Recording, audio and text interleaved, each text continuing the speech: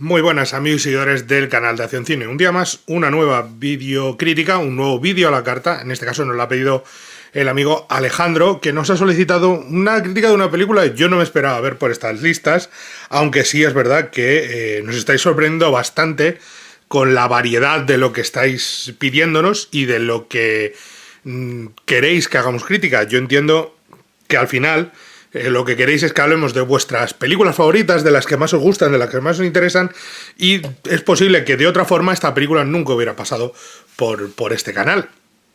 Se trata de 7 años en el Tíbet, película de Jean-Jacques Annaud, película protagonizada por Brad Pitt, coprotagonizada por David Thewlis, al que todos conocéis de la saga Harry Potter, porque es el profesor Lupin, no me acuerdo, el lobo. Tenéis también una maravillosa banda sonora de John Williams, ni más ni menos, con Yo-Yo Ma a los violines, si no recuerdo mal. O al cello, no me pidáis que me acuerde de lo que tocaba Yo-Yo Ma. Yo-Yo Ma a la cuerda. Tiene varios solos, de hecho, una banda sonora prodigiosa que es lo mejor de la película de calle. De calle. Y que es una historia, no sé cuántos de vosotros la habéis visto, está basada en la historia real de Heinrich Harrer, que era un austríaco, alpinista, esquiador olímpico. Es muy gracioso para la película, repiten algo que él repitió muchas veces en su vida, que había ganado una medalla olímpica, un oro olímpico en el 36, lo cual es mentira, no ganó ningún oro, participó en las Olimpiadas pero no ganó nada. Y era un personaje muy controvertido, porque él se marcha de Austria en 1939, justo antes de la guerra, para escalar el 9º pico más alto del Himalaya, algo que no se consiguió hasta mucho tiempo después.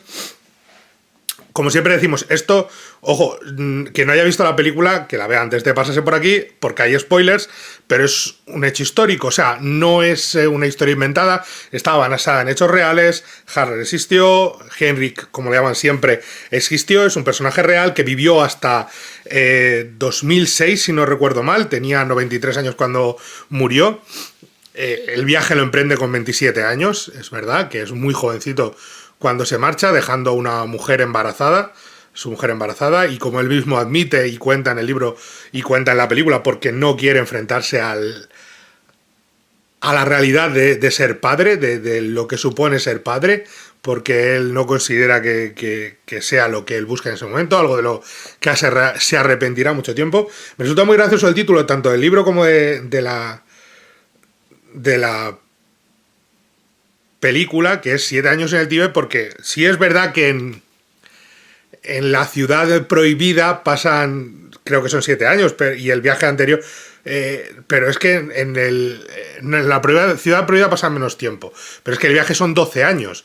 Lo que pasa es que, claro, pasan 4 y medio en un campo de concentración, en un campo de prisioneros británico, y luego logran escaparse y cruzar el Tíbet hasta llegar a la mítica ciudad donde reside el Dalai Lama, y logran conocerle y tener una amistad que al parecer se mantuvo hasta la muerte de Heinrich.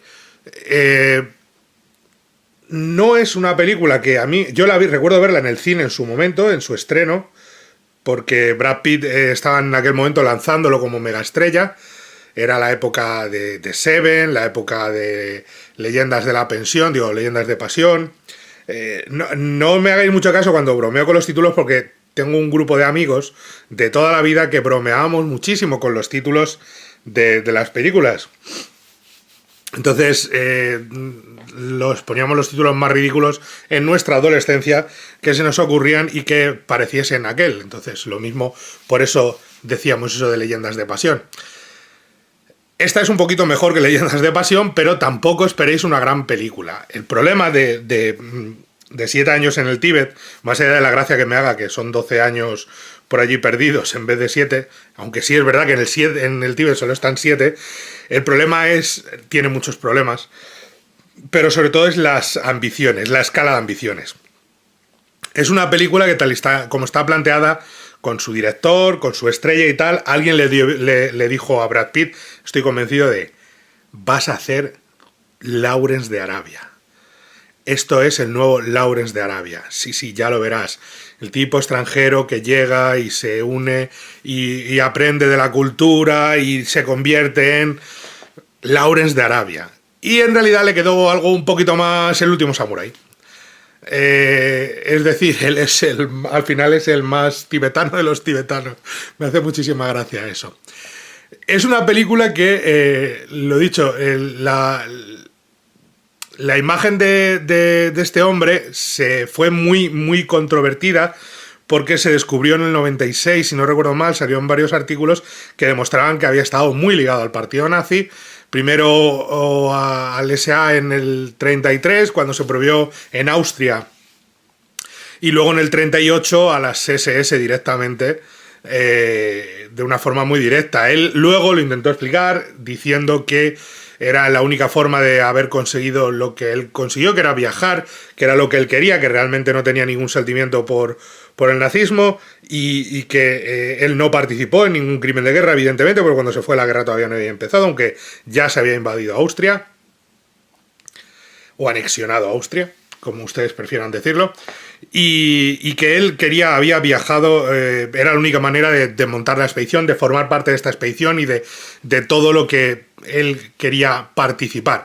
Sea como sea, lo que sí es verdad, y además lo refleja muy bien la película, que muestra un tipo egoísta, egocéntrico, solitario, que no es capaz de entender que para escalar esa montaña y para sobrevivir en esta vida necesita el trabajo en equipo, que es un personaje muy antipático, te cae mal cómo deja a su mujer en la estación, cómo se despide de todo y cómo le da igual porque lo único que quiere es el ego, triunfar, brillar más que los demás, conseguir lo que nadie ha conseguido, etcétera, etcétera. Pero el viaje le transforma totalmente y ves cómo esa persona aprende una humildad y que le aleja totalmente de las ideas nazis. Quiero decir, por muy de acuerdo que estuviera con el partido nazi en el año 39, su viaje transforma su vida y le transformó a él. Y él mismo lo dijo y todo el mundo lo sabe. Él durante toda su vida abogó siempre por la liberación del Tíbet y abogó siempre por los países tercermundistas para apoyarles y que crecieran y que tuvieran independencia e identidad propia y que pudieran subsistir sin la ayuda del primer mundo. O sea, fue un tipo muy comprometido con la lucha del Tíbet y con la lucha de otros países para independizarse del yugo del primer mundo, lo cual quiere decir que su viaje le transformó. O sea, si en algún momento fue nazi, o si es como él dice, su viaje le transformó y es algo que la película refleja muy bien. Lo que sí, sin que sirva de precedente, por favor, si pueden, si son... no vean la película en versión original. Si es posible, por favor, háganos ese favor a todos. La película está en Netflix, quien quiera verla la tiene en Netflix, con audio en castellano y demás. Yo la he visto en versión original. Yo recuerdo, es la segunda vez que la veo en mi vida, lo garantizo. La primera vez fue en cine, hace más de 20 años. Y esta ha sido mi segunda vez. Una película que en su momento no me gustó, no era mi tipo de cine, con 16, 17 años, no era el tipo de película que yo me gustaba. Además porque me habían prometido otra cosa, porque me habían prometido Lawrence de Arabia. Y no es Lawrence de Arabia.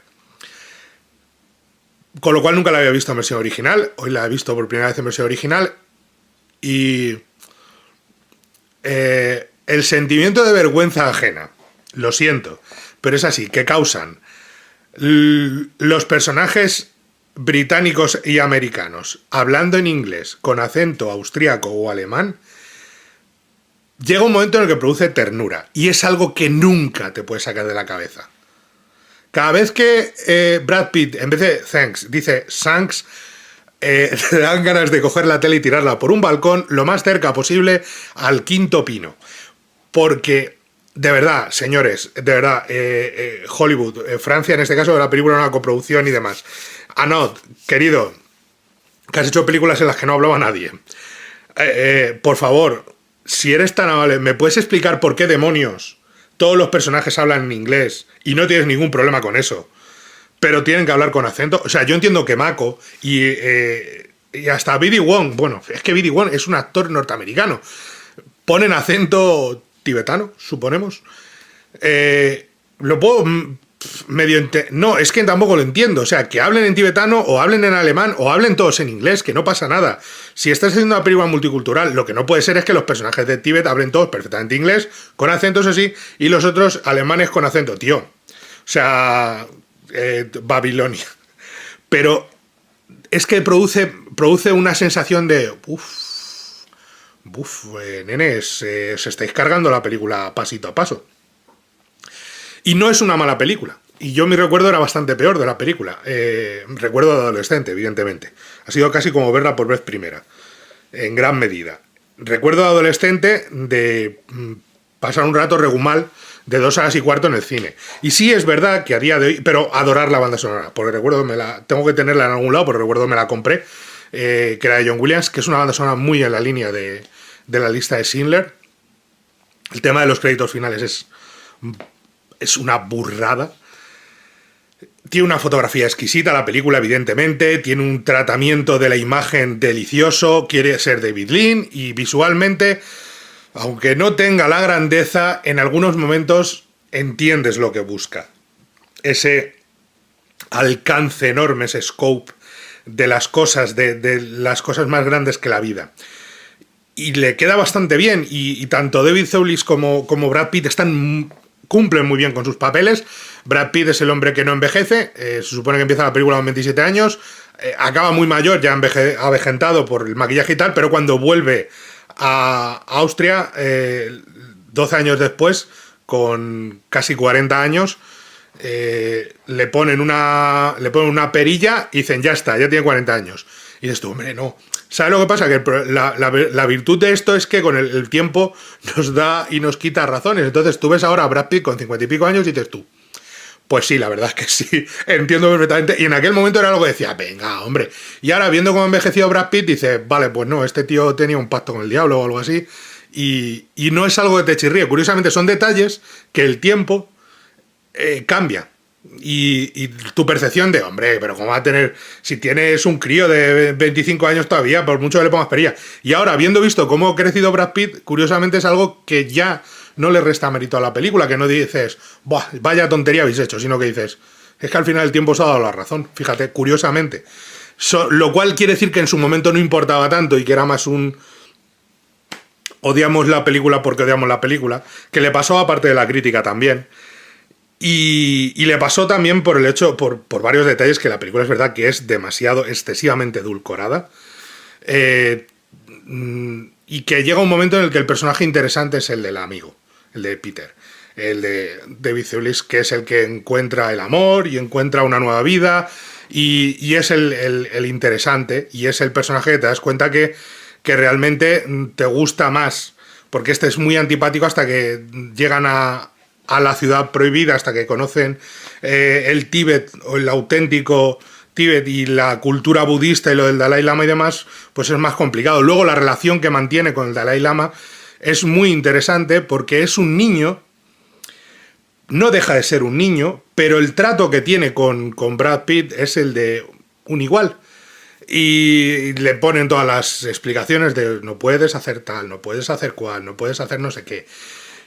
Y poco a poco la confianza y el cariño y la amistad que surge entre ellos dos hace que esas reglas se rompan y que haya contacto físico, que está prohibido, y que se miren a los ojos, que está prohibido mirar al Dalai Lama a los ojos, y que no le llame siempre su santidad, pero el niño, que no es un niño porque le han estado preparando toda su vida para que no sea solo un niño.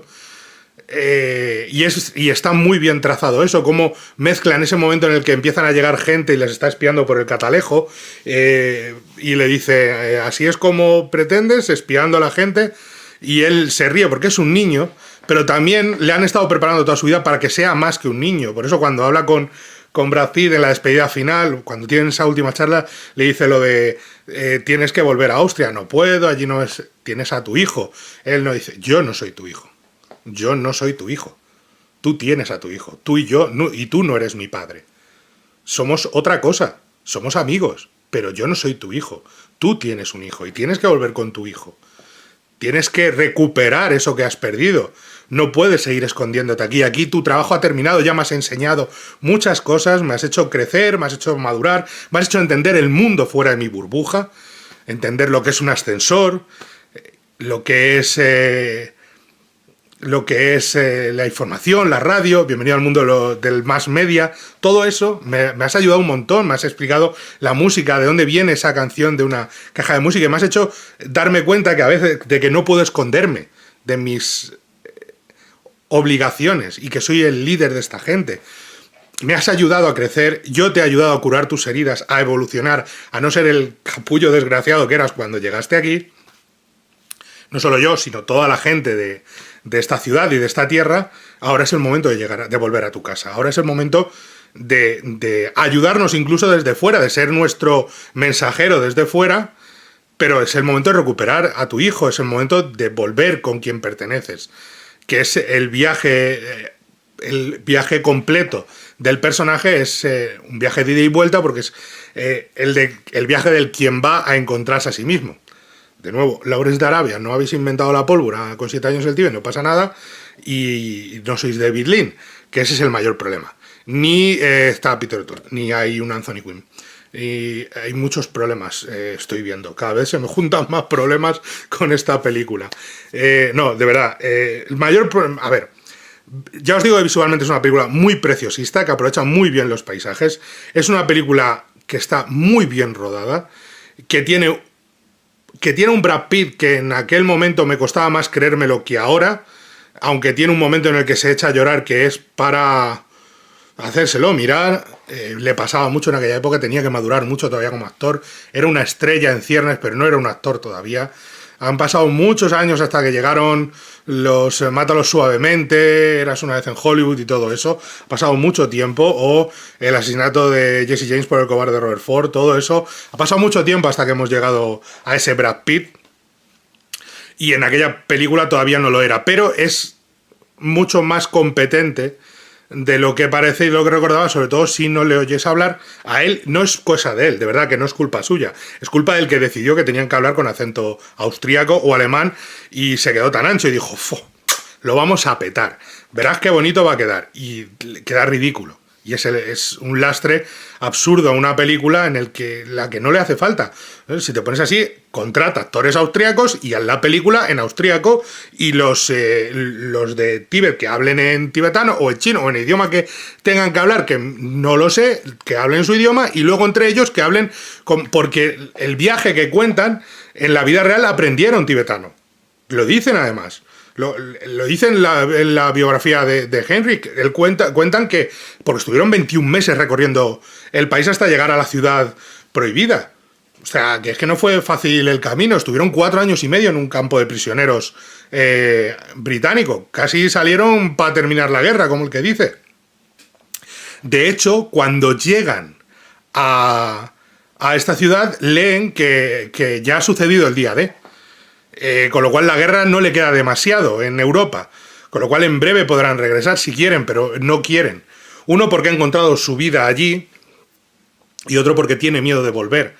Y aunque mande las cartas continuamente, unas cartas que estarían un poco mejor si no me contaran lo que estoy viendo, porque es una voz en off que me está contando lo que estoy viendo, y entonces llegamos a la ciudad prohibida de las... Y estás diciendo, ya estoy viendo la ciudad, no hace falta que me lo cuentes, me vale con ver a este tío escribir la carta, no me repitas... El problema de la voz en off, narrativamente, tiene una cosa que normalmente no se usa bien. Es muy difícil usar bien la voz en off, porque normalmente la voz en off se utiliza para contar un estado de ánimo o algo interior del personaje, incluso cuando es como en este caso, que está escribiendo cartas, pero normalmente nos están contando una información que ya estamos viendo. Y llegamos a la ciudad de no sé qué, les ves llegando a la ciudad y es como...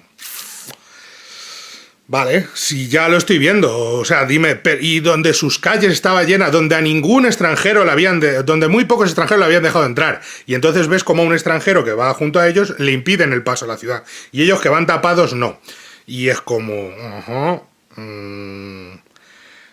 mira, no quiero decirte nada, pero me estás repitiendo paso por paso lo que me estás contando en la carta, no me hace falta, dime el nombre de la ciudad y el resto ya lo estoy viendo yo. Y entonces llegamos a la ciudad, no sé qué, para así saberlo. No necesito más. El resto es información que sobra. Por ejemplo, os voy a poner un ejemplo muy claro de voz en off que parece que está mal usada, pero que está bien usada en realidad. Muy bien usada, de hecho. Todos conocéis $1 Million Baby. La habéis visto 1.000.000 de veces. O la mayoría la habéis visto. No voy a hacer spoiler. Pero toda la película tiene una voz en off. Hay una persona que va narrando la película en voz en off. Y la verdad es que reitera demasiado las cosas. Te está contando cosas que ya estás viendo. Está cometiendo ese error de la voz en off. Y dices tú, esto... Hasta que llega la escena final. Y entonces entiendes el sentido que tiene esa voz en off. Y lo entiendes todo. Y tiene sentido. Todo encaja. Y dices tú, amigo mío, que esto era por otra cosa. Perfecto. Pues eso no pasa aquí. La voz en off, de hecho, se detiene en un momento determinado cuando el hijo le manda una carta en la que le dice, usted no es mi padre, deja de mandarme cartas.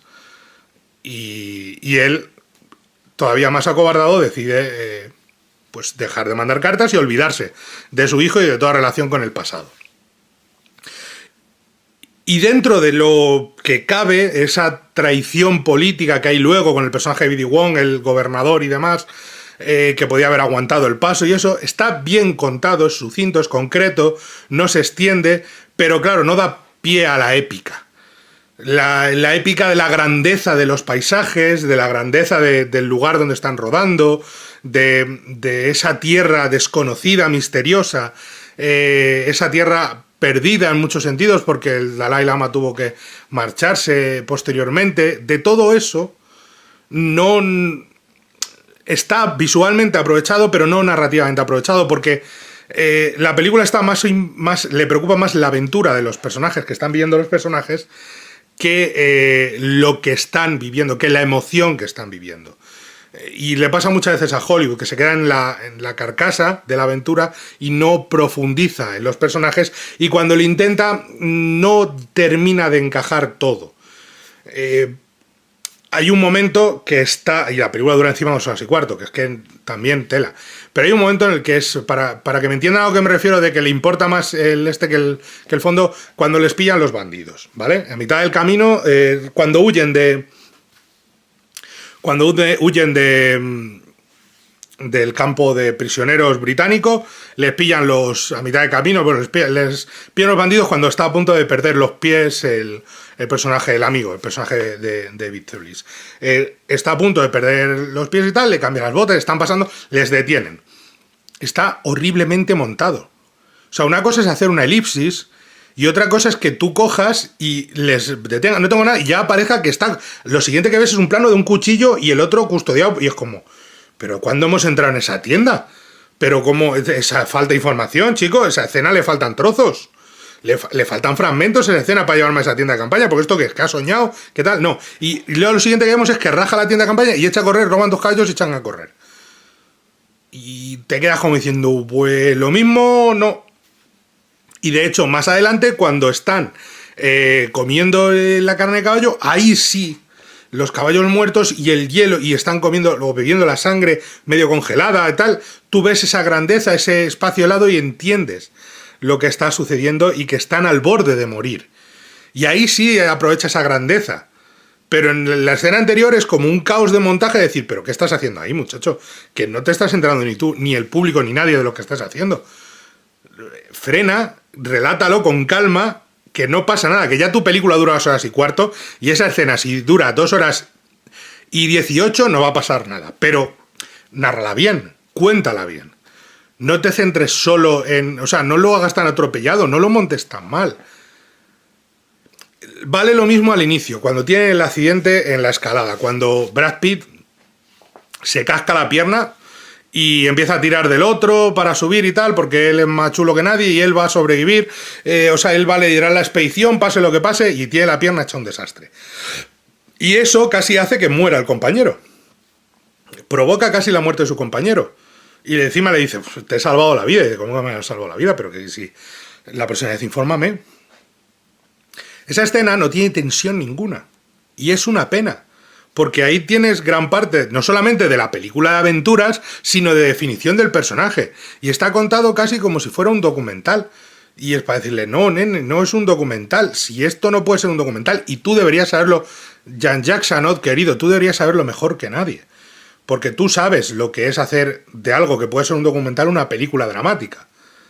Mejor que nadie. Por favor, no entiendo cómo no eres capaz de darle un pozo dramático a esta escena.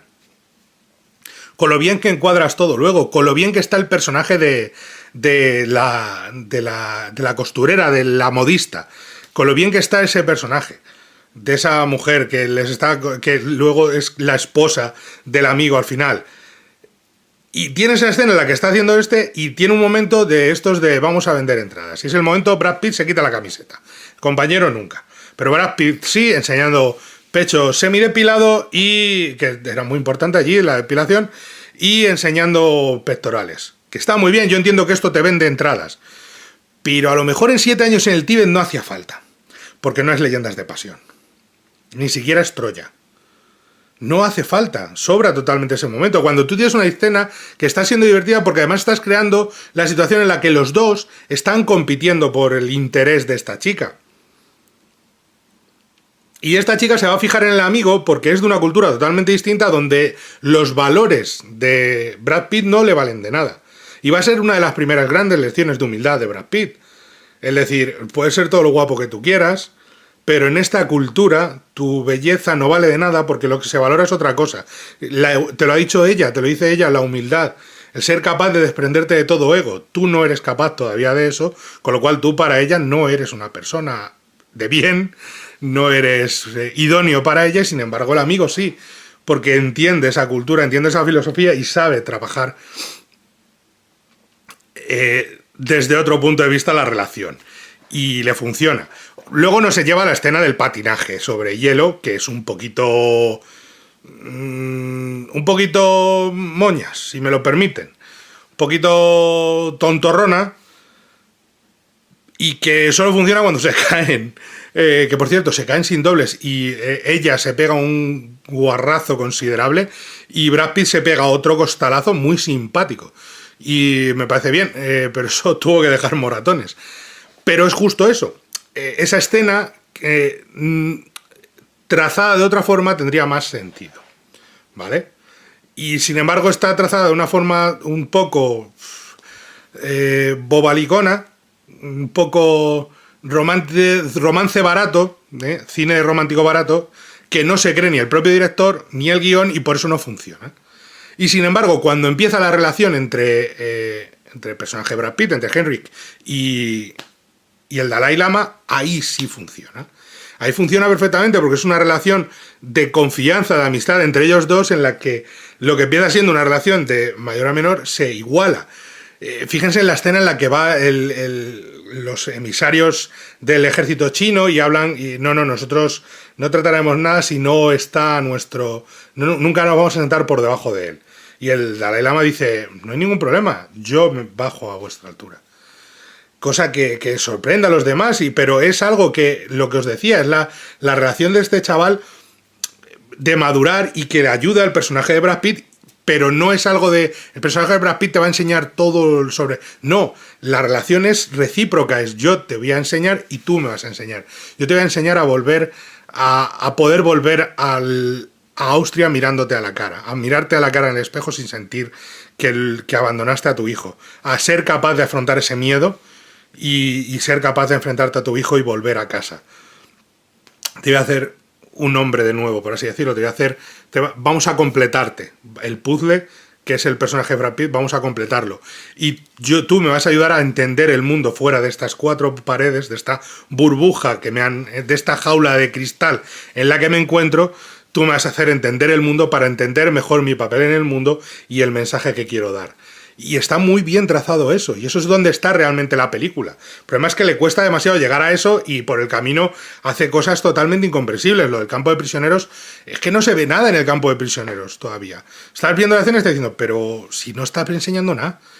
Y no tiene... Y esos problemas de montaje, esas ganas de voy a ser el nuevo Lawrence de Arabia, es lo que más le pesa. Porque si hubiera sido más modesta, que en presupuesto, para la época lo es, y en historia incluso lo es, si no hubiera intentado tan fuerte querer ser la nueva, pues no le hubiera ido mejor. pero su grandiosidad quiere ser tan grandiosa, quiere ser tan más grande que la vida, quiere ser tan épica, que ahí es donde se le cae un poquito, entre lo ñoño de algunas situaciones y algunos problemas narrativos de decir, ¿qué estáis haciendo en esta película? Lo cual nos deja al final con una película entretenida, de aventuras, de viaje, de redescubrimiento, con un punto religioso, con el tema del Dalai Lama y demás, muy importante. Es aquella época en la que empezaron a ser, bueno, no solo 7 años del Tíbet, Kundun, El último emperador de Bertolucci, todo eso, pues es una época en la que el tema estaba muy, muy bollante en Hollywood y alrededores y la gente le interesaba y ahí sigue. Posiblemente es la peor de todas las del lote, pero no es mala película. Es una buena película a la que le falta un hervor en guión y en dirección. Y lo que decía alguien en algún momento de la época, que si imaginemos en ese papel alguien tipo, en el papel de Brad Pitt, imaginemos a alguien tipo Daniel Day-Lewis, lo que podía haber dado de sí, pues posiblemente, sí es verdad, pero también reconozcamos que para hacer de figura de austríaco proto-nazi, la imagen que da Brad Pitt es perfecta, porque es cabello amarillo, pelo amarillo que le llaman. O sea que le va como anillo al dedo ese personaje. Pero, de nuevo, son algunos problemas y no es una película que vaya a gustar a todo el mundo. Es una película de 3 estrellas, no llega a más. Es una película está bien, es una buena película, es un 6, un 5,5, 6, no se le puede pedir más, pero tenía un recuerdo mucho peor de ella. O sea, yo cuando la vi la primera vez salí espantado de la sala de cine, pero también es verdad que era un crío y cambia mucho tu perspectiva cuando ya has estudiado y cuando ya has aprendido y cuando la vida te ha enseñado un par de cosas y aprendes a apreciar ciertos detalles que en tu momento como espectador no aprecias, evidentemente. Así que espero que la crítica te haya gustado, querido amigo Alejandro. Espero que no sea la última que nos pides, pese a que no te hayamos dicho que es una película maravillosa, ni que es la mejor película de la carrera de Brad Pitt, ni nada por el estilo, aunque yo imagino que te gustará bastante. Espero que os haya interesado lo que os he contado. Sí es verdad que os digo que casi una estrella o media estrella mínimo es la banda sonora de John Williams y otra media es la fotografía. Y el resto ya os digo que es una película entretenida, correcta, apreciable con el tiempo, pero que podría haber sido mucho mejor y que tiene unas pretensiones muy, muy altas para lo que finalmente ofrece. Así que película de 3 estrellas, esta es nuestra opinión. Le dais al like, os suscribís, nos contáis lo que queráis y nos vemos en la próxima. Hasta pronto.